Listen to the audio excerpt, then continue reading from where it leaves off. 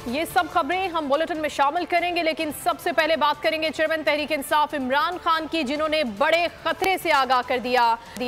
कहा टीटीपी का मामला खतरनाक है, हमें अकल से काम लेना होगा।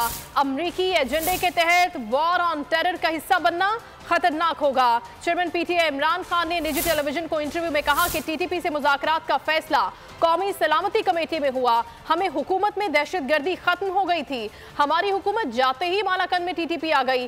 सारा बोझ खैबर पख्तूनख्वा पुलिस पर पड़ गया है। विफाकी हुकूमत ने खैबर पख्तूनख्वा के फंड्स भी रोक लिए। जनरल बाजवा पर तनकीद करते हुए कहा कि जनरल बाजवा को बार बार कहा कि दहशतगर्दी का डर है, हमें ख्याल करना होगा। मुल्क की मईशत तबाह होने का जिम्मेदार एक शख्स है। कई बार बताया कि मईशत नीचे गई तो कोई नहीं संभाल सकेगा। हमें कहा गया हम तो तसलसल चाहते हैं, लेकिन पीछे से चोरी चल रही थी। सारी गेम अपनी जात को प्रमोट करने के लिए थी। हुकूमत इकोनॉमिक हिट में लग गई है।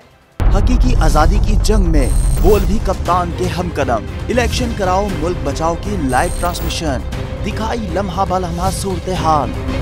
रील और रेटिंग में भी बोल न्यूज रहा नंबर 1।